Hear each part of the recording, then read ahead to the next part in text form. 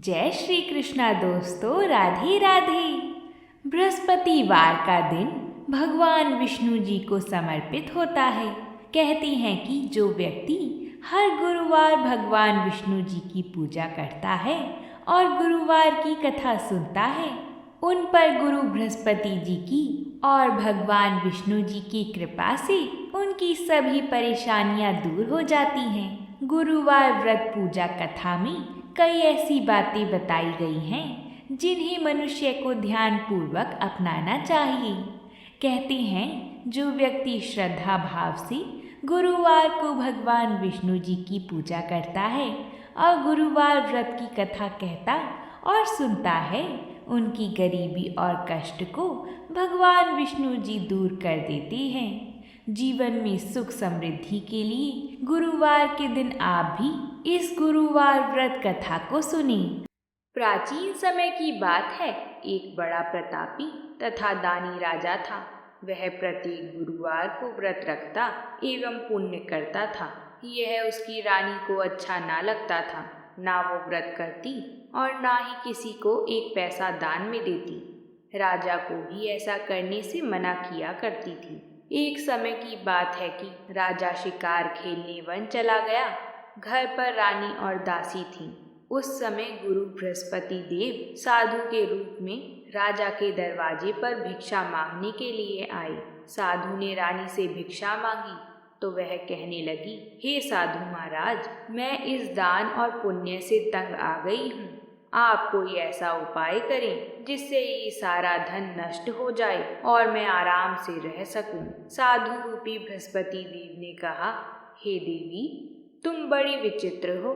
संतान और धन से भी कोई दुखी होता है। अगर तुम्हारे पास धन अधिक है तो उसे शुभ कार्यों में लगाओ जिससे तुम्हारे दोनों लोग सुधरें। परंतु साधु की इन बातों से रानी खुश नहीं हुई। उसने कहा, मुझे ऐसा धन की आवश्यकता नहीं है जिससे मैं दान कर दूं तथा जिसको संभालने में भी मेरा सारा समय नष्ट हो जाए। साधु ने कहा, यदि तुम्हारी ऐसी ही इच्छा है तो जैसे तुम्हें बताता हूँ तुम वैसा ही करना।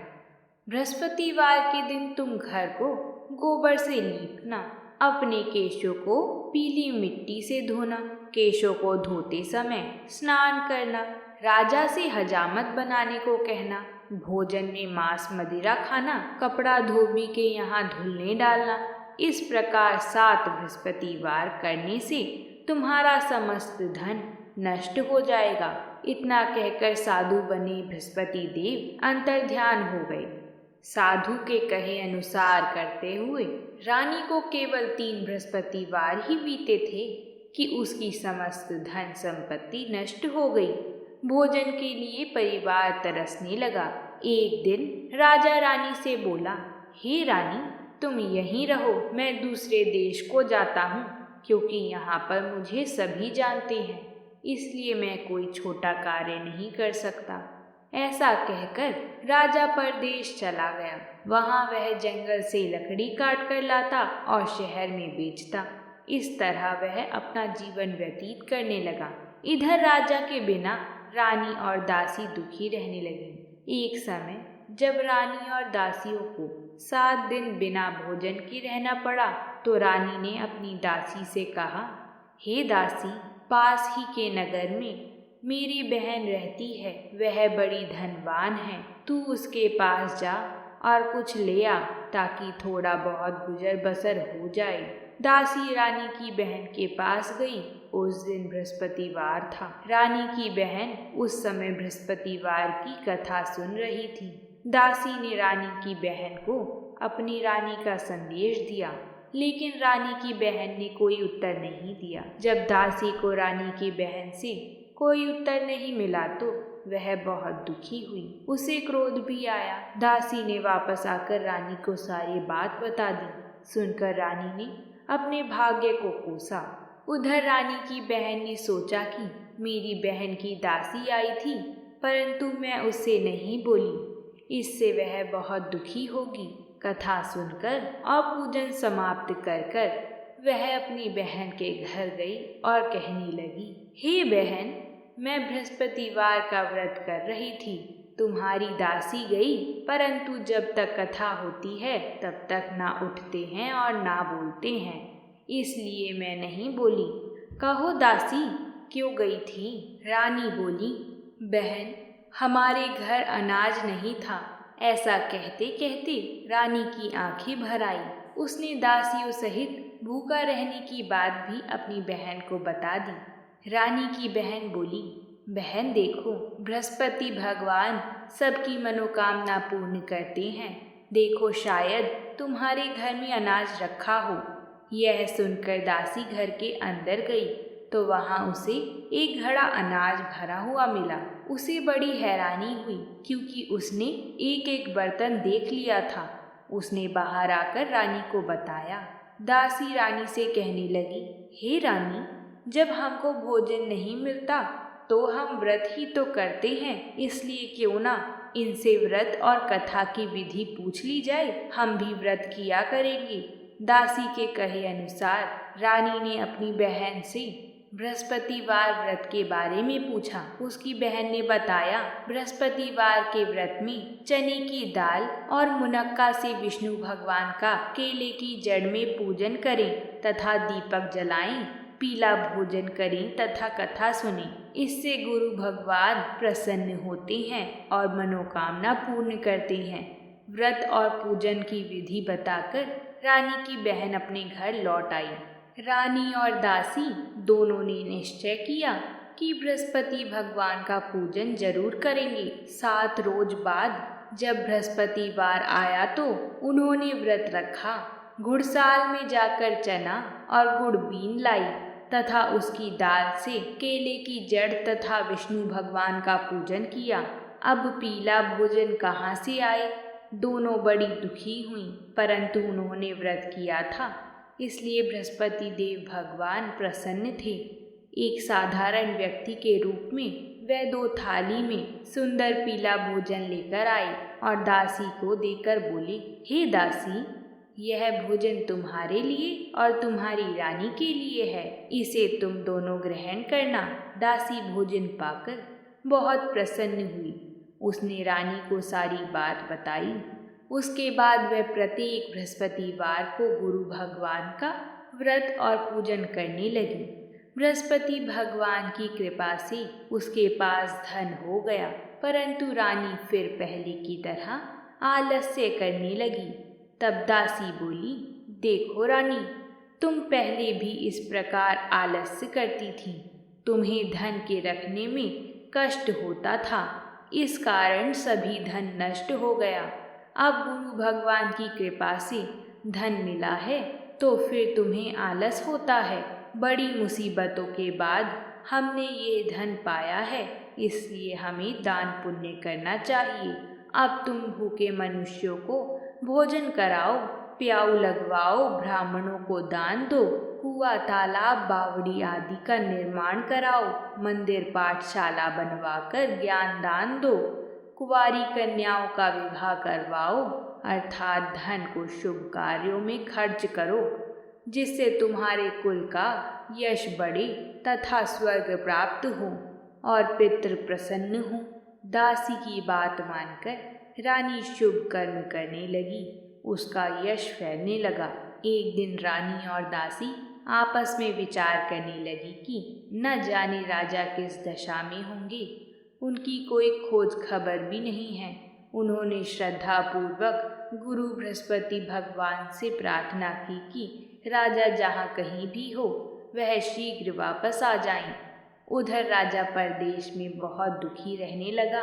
वह प्रतिदिन जंगल से लकड़ी बीन कर लाता और उसे शहर में बेचकर अपने दुखी जीवन को बड़ी कठिनता से व्यतीत करता था। एक दिन दुखी होकर अपनी पुरानी बातों को याद करके वह रोने लगा और उदास हो गया।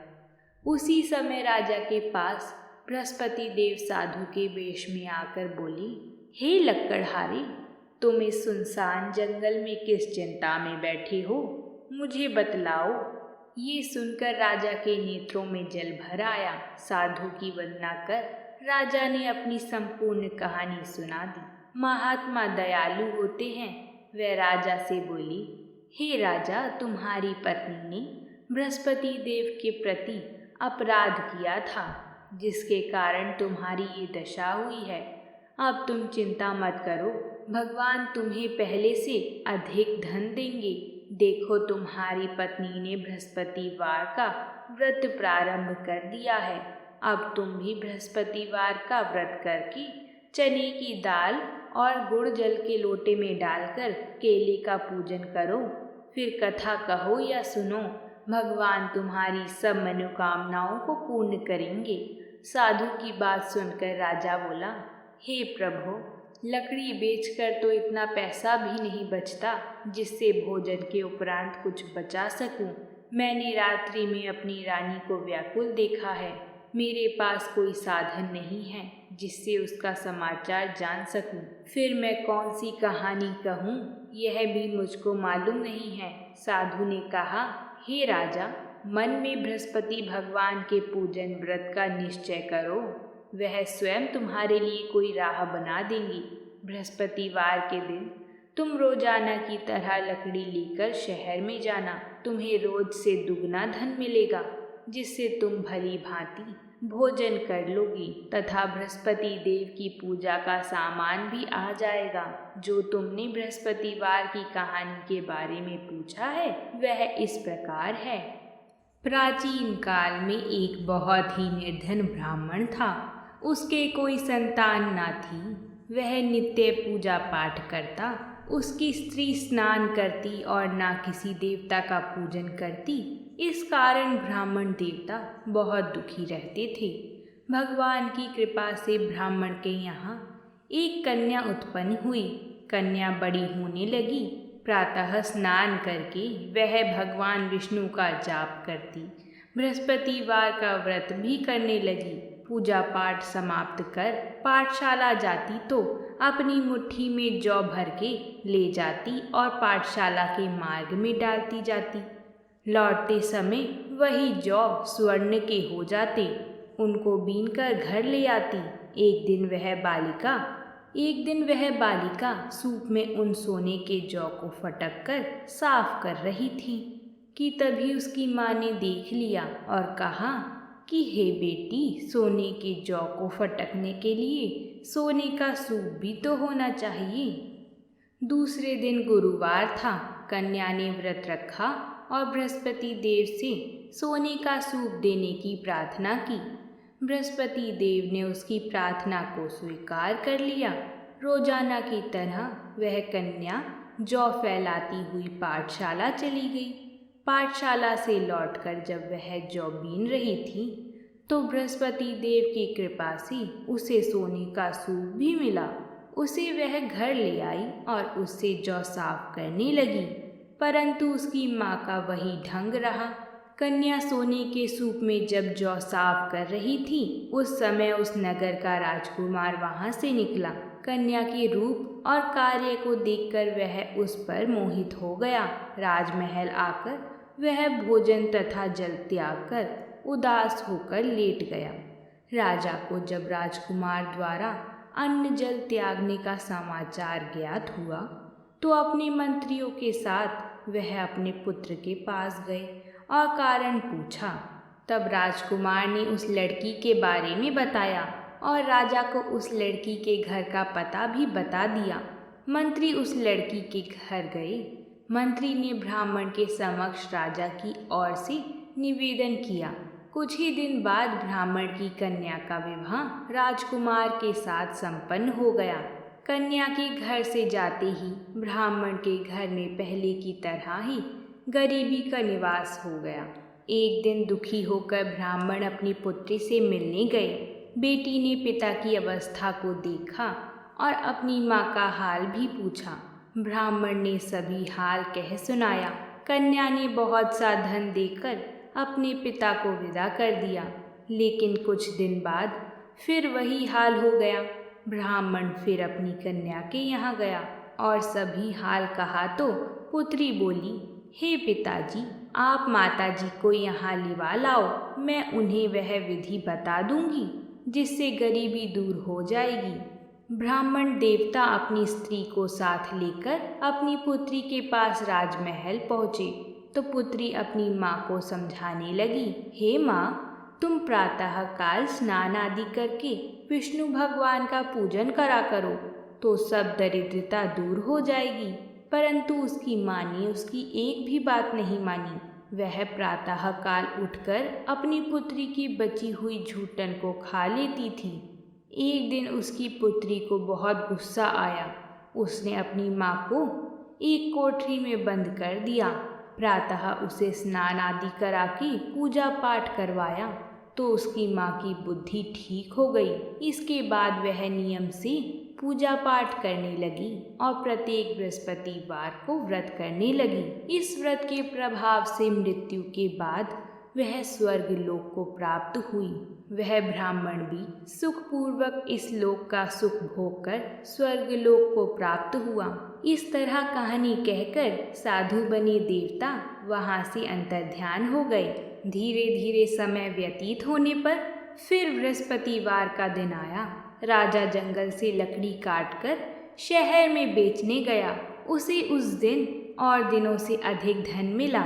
राजा ने चना गुड़ आदि लाकर बृहस्पतिवार का व्रत किया। उस दिन से उसके सभी कलेश दूर हो गए। परंतु जब अगला गुरुवार का दिन आया तो वह बृहस्पतिवार का व्रत करना भूल गया।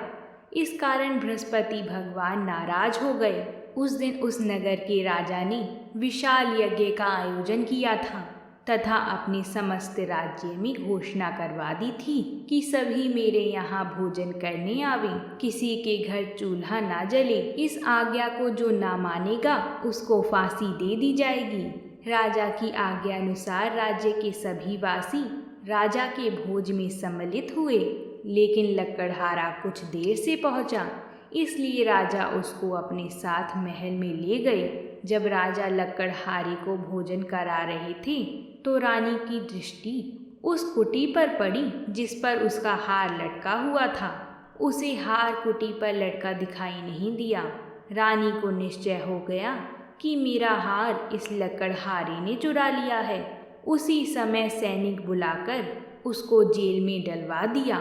लकड़हारा जेल में विचार करने लगा कि ना जाने कौन से पूर्व जन्म के कर्म से मुझे यह दुख प्राप्त हुआ है, और जंगल में मिले साधु को याद करने लगा।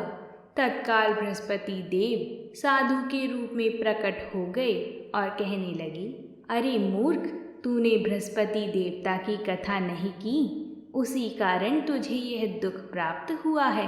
अब चिंता मत कर, जेल खाने के दरवाजे पर तुझे 4 पैसे पड़े मिलेंगे। उनसे तू बृहस्पतिवार की पूजा करना तो तेरे सभी कष्ट दूर हो जाएंगे। अगले बृहस्पतिवार के दिन उसे जेल के द्वार पर 4 पैसे मिले। राजा ने पूजा का सामान मंगवाकर कथा कही और प्रसाद बांटा। उसी रात्रि में बृहस्पति देवता ने उस नगर के राजा को स्वप्न में कहा, तूने जिसे जेल में बंद किया है उसे कल छोड़ देना, वह निर्दोष है। राजा प्रातःकाल उठा और कुटी पर हार टंगा देखकर लकड़हारे को बुलाकर क्षमा मांगी तथा राजा के योग्य सुंदर वस्त्र आभूषण भेंट कर उसे विदा किया। गुरुदेव की आज्ञा अनुसार राजा अपने नगर को चल दिया। राजा जब नगर के निकट पहुंचा तो उसे बड़ा ही आश्चर्य हुआ। नगर में पहले से अधिक बाग, तालाब और कुएं तथा बहुत सी धर्मशालाएं, मंदिर आदि बने हुए थे। राजा ने पूछा कि यह किसका बाग और धर्मशाला है। तब नगर के सब लोग कहने लगे कि यह सब हमारी रानी और दासी द्वारा बनवाए गए हैं। राजा को आश्चर्य हुआ और गुस्सा भी आया कि उसकी अनुपस्थिति में रानी के पास धन कहाँ से आया होगा। जब रानी ने यह खबर सुनी कि राजा आ रहे हैं तो उसने अपनी दासी से कहा, हे दासी, देख राजा हमको कितनी बुरी हालत में छोड़ गए थे। वह हमारी ऐसी हालत देखकर लौट ना जाएं, इसलिए तू दरवाजे पर खड़ी हो जा। रानी की आज्ञा अनुसार दासी दरवाजे पर खड़ी हो गई और जब राजा आए तो उन्हें अपने साथ महल में लिवा लाई। तब राजा ने क्रोध करके अपनी तलवार निकाली और पूछने लगा, बताओ यह धन तुम्हें कैसे प्राप्त हुआ? तब रानी ने सारी कथा कह सुनाई। राजा ने निश्चय किया कि मैं रोजाना दिन में 3 बार कहानी कहा करूँगा और रोज व्रत किया करूँगा। अब हर समय राजा के दुपट्टे में चने की दाल बंधी रहती तथा दिन में 3 बार कथा कहता। एक रोज राजा ने विचार किया कि चलो अपनी बहन के यहाँ हो आऊं। इस तरह वह निश्चय कर राजा घोड़े पर सवार हो गया, अपनी बहन के यहाँ चल दिया। मार्ग में उसने देखा कि कुछ आदमी एक मुर्दे को लिए जा रहे थे। उन्हें रोककर राजा कहने लगा, अरे भाइयों, मेरी बृहस्पतिवार की कथा सुन लो। वह बोली, लो, हमारा तो आदमी मर गया है, इसको अपनी कथा की पड़ी है। परंतु कुछ आदमी बोले, अच्छा कहो, हम तुम्हारी कथा भी सुनेंगे। राजा ने दाल निकाली और कथा कहानी शुरू कर दी। जब कथा आधी हुई तो मुर्दा हिलने लगा और जब कथा समाप्त हुई तो राम राम करके वह मुर्दा खड़ा हो गया। राजा आगे बढ़ा, उसे चलते चलते शाम हो गई। आगे मार्ग में उसे एक किसान खेत में हल चलाता मिला। राजा ने उसे कथा सुनने का आग्रह किया, लेकिन वह नहीं माना। राजा आगे चल पड़ा। राजा के हटते ही बैल पछाड़ खाकर गिर गया तथा किसान के पेट में दर्द होने लगा। उसी समय किसान की माँ रोटी लेकर आई। उसने जब देखा तो अपने पुत्र से सब हाल पूछा। बेटे ने सभी हाल बता दिया। बुढ़िया दौड़ती दौड़ती उस घुड़सवार के पास पहुंची और उससे बोली, मैं तेरी कथा सुनूंगी, तू अपनी कथा मेरे खेत पर ही चलकर कहना। राजा ने लौटकर बुढ़िया के खेत पर जाकर कथा कही, जिसके सुनते ही बैल खड़े हो गए तथा किसान के पेट में दर्द भी बंद हो गया। राजा अपनी बहन के घर पहुंच गया। बहन ने भाई की खूब मेहमान नवाजी करी। दूसरे रोज प्रातःकाल राजा जागा तो वह देखने लगा कि सब लोग भोजन कर रहे हैं। राजा ने अपनी बहन से पूछा, ऐसा कोई मनुष्य है जिसने भोजन नहीं किया हो, जो मेरी बृहस्पतिवार की कथा सुन ले? बहन बोली, भैया, यह देश ऐसा ही है। यहाँ लोग पहले भोजन करते हैं, बाद में कोई अन्य काम करते हैं। फिर वह एक कुम्हार के घर गई जिसका लड़का बीमार था। उसे मालूम हुआ कि उसके यहाँ किसी ने 3 दिन से भोजन नहीं किया है। रानी ने अपने भाई की कथा सुनने के लिए कुम्हार से कहा। वह तैयार हो गया। राजा ने जाकर बृहस्पतिवार की कथा कही, जिसको सुनकर उसका लड़का ठीक हो गया। अब तो राजा को प्रशंसा होने लगी। एक दिन राजा ने अपनी बहन से कहा, बहन, मैं अब अपने घर जाऊंगा, तुम भी तैयार हो जाओ। राजा की बहन ने अपनी सास से अपने भाई के साथ जाने की आज्ञा मांगी। सास बोली, हाँ चली जा, मगर अपने लड़कों को मत ले जाना, क्योंकि तेरे भाई के कोई संतान नहीं होती है। बहन ने अपने भाई से कहा, भैया, मैं तो चलूंगी, मगर कोई बालक नहीं जाएगा। अपनी बहन को भी छोड़कर दुखी मन से राजा अपने नगर को लौट आया। राजा ने अपनी रानी को सारी कथा बताई और बिना भोजन किए वह शैया पर लेट गया। रानी बोली, हे प्रभु, बृहस्पति देव ने हमें सब कुछ दिया है, वह हमें संतान अवश्य देंगे। उसी रात बृहस्पति देव ने राजा को स्वप्न में कहा, राजा, सभी सोच त्याग दे, तेरी रानी गर्भवती है। राजा को यह जानकर बड़ी खुशी हुई। 9वें महीने में रानी के गर्भ से एक सुंदर पुत्र पैदा हुआ। तब राजा बोला, हे रानी, स्त्री बिना भोजन के रह सकती है, परंतु बिना कहे नहीं रह सकती। जब मेरी बहन आई तो तुम उससे कुछ मत कहना। रानी ने हाँ कर दी। जब राजा की बहन ने ये शुभ समाचार सुना तो वह बहुत खुश हुई तथा बधाई लेकर अपने भाई के यहाँ आई। रानी ने तब उसे आने का उल्हाना दिया। जब भाई अपने साथ ला रहे थे तब तो टाल गई, उनके साथ ना आई और आज अपने आप ही भागी भागी बिना बुलाए आ गई। तो राजा की बहन बोली, भाई, मैं इस प्रकार ना कहती तो तुम्हारे घर औलाद कैसी होती। बृहस्पति देव सभी कामनाएं पूर्ण करते हैं। जो सद्भावना पूर्वक बृहस्पतिवार की व्रत कथा करता है एवं कथा पढ़ता है अथवा सुनता है और दूसरों को सुनाता है, बृहस्पति देव उसकी सभी मनोकामनाएं पूर्ण करते हैं, उनकी सदैव रक्षा करते हैं। जो संसार में सद्भावना से गुरुदेव का पूजन एवं व्रत सच्चे हृदय से करते हैं, उनकी सभी मनोकामनाएं वैसे ही पूर्ण होती हैं जैसे सच्ची भावना से रानी और राजा ने बृहस्पति देव की कथा का गुणगान किया तो उनकी सभी इच्छाएं बृहस्पति देव जी ने पूर्ण की। अनजाने में भी बृहस्पति देव की उपेक्षा ना करें, ऐसा करने से सुख शांति नष्ट हो जाती है। इसलिए सबको कथा सुनने के बाद प्रसाद लेकर जाना चाहिए। हृदय से उनका मनन करते हुए जयकारा बोलना चाहिए। बोलिए बृहस्पति देव की जय। अगर आप सभी को ये कथा अच्छी लगी है तो इस वीडियो को लाइक और अपने परिवारजनों के साथ शेयर ज़रूर करें। तो प्रेम से कहिए जय श्री कृष्णा।